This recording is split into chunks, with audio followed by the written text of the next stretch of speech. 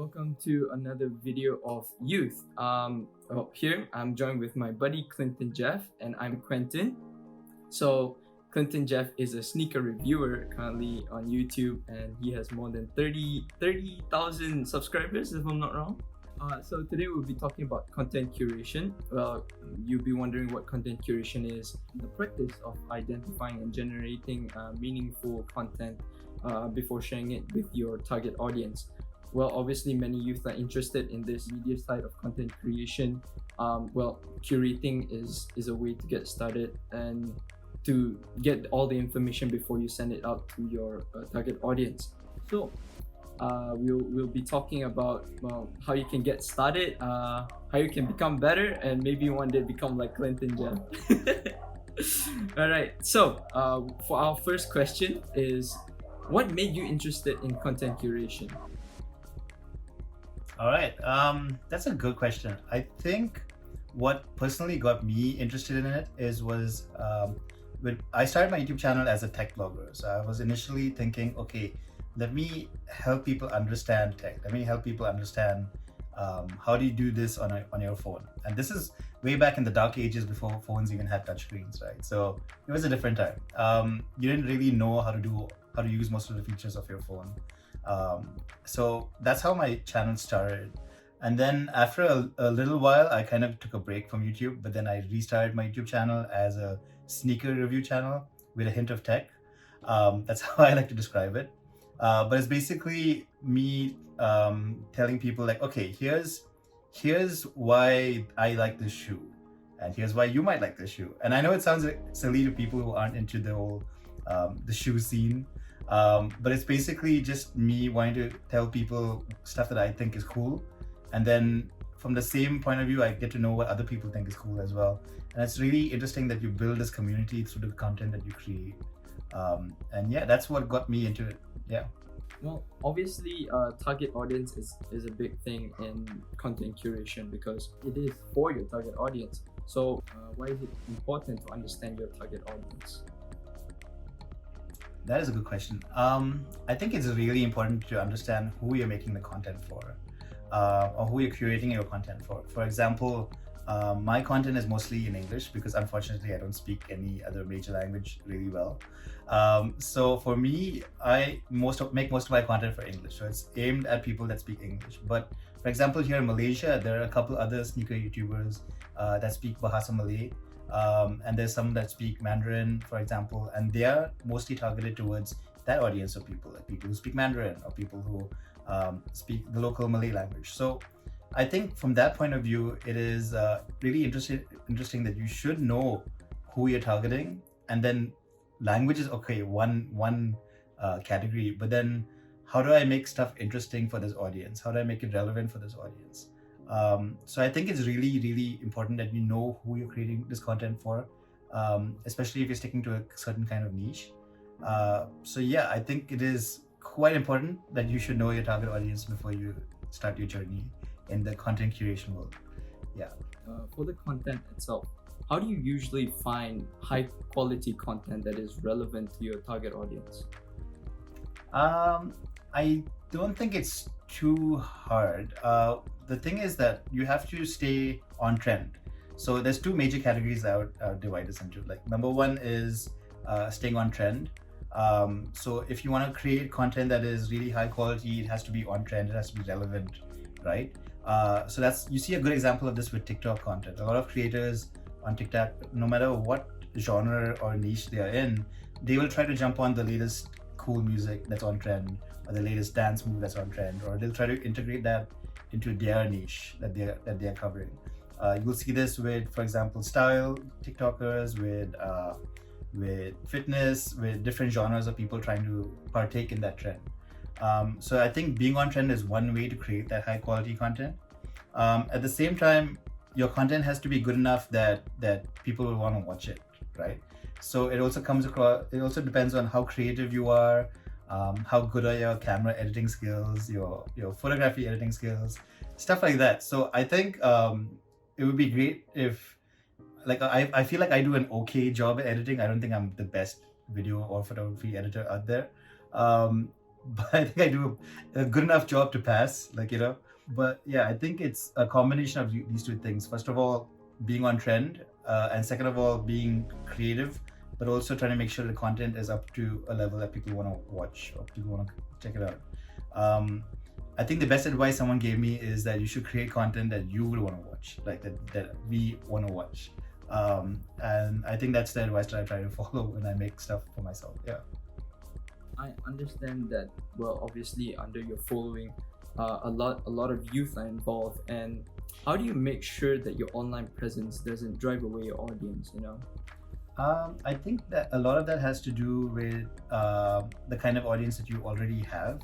Like for me, thankfully, I have an audience that is very similar to me. I think I would like to think that at least my followers not only just care about the latest cool sneakers or the latest cool tech, but they also care about like equality and like equal rights and stuff like that that I try to post about also in addition to just the stuff that I normally post about, which is shoes and tech.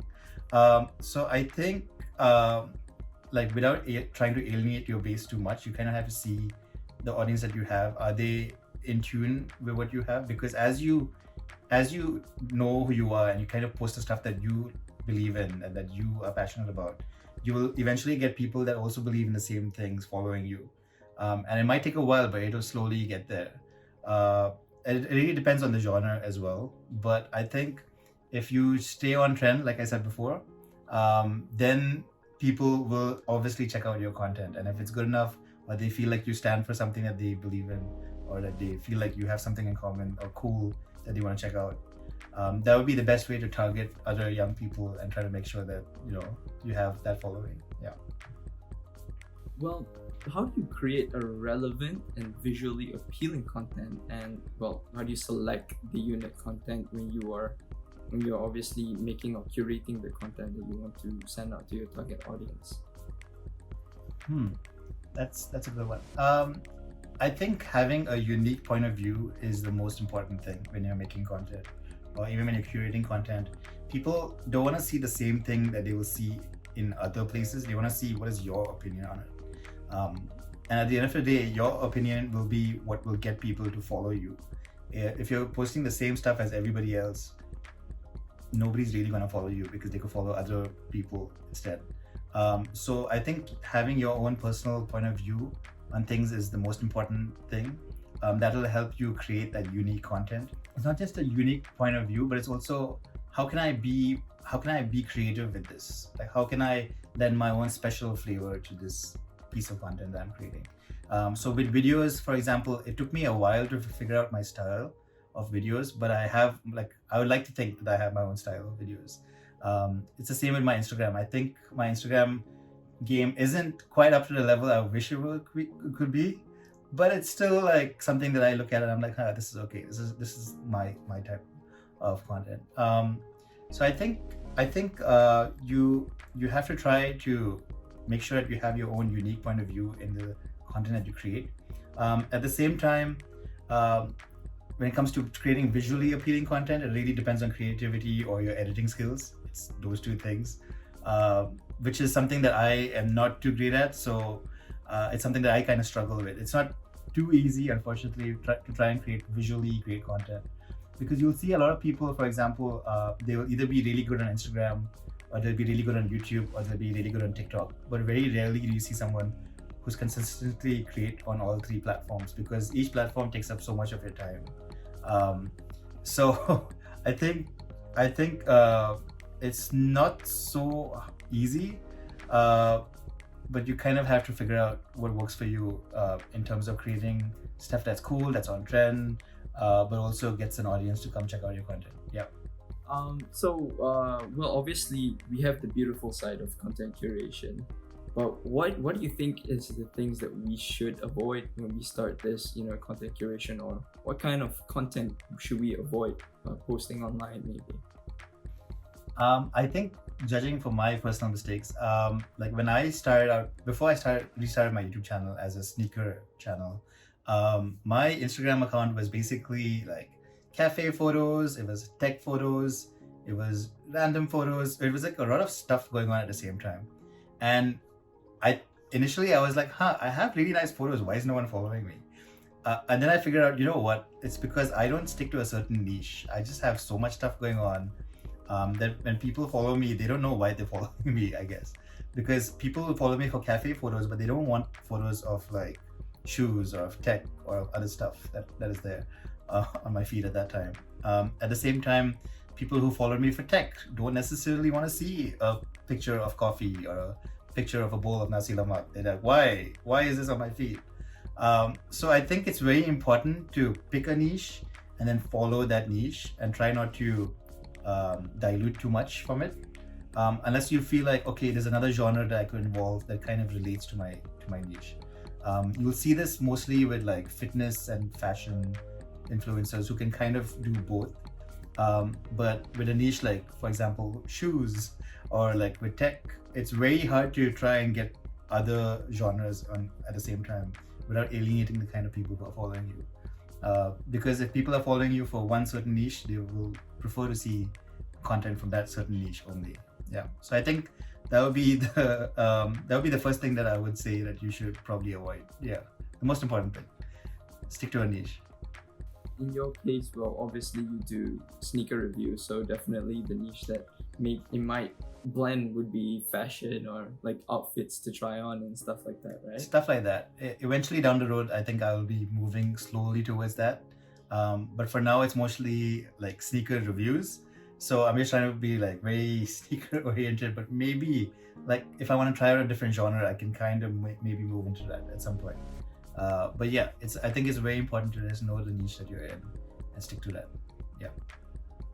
So that would be pretty much finishing all the questions we have. But for the last one, well, do you have any tips for those who are about to start up like the content curation, maybe a mini content curation guide for the beginners?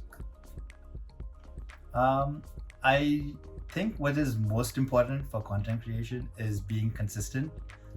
Because at the end of the day, all of these social media networks are all algorithms at the end of the day.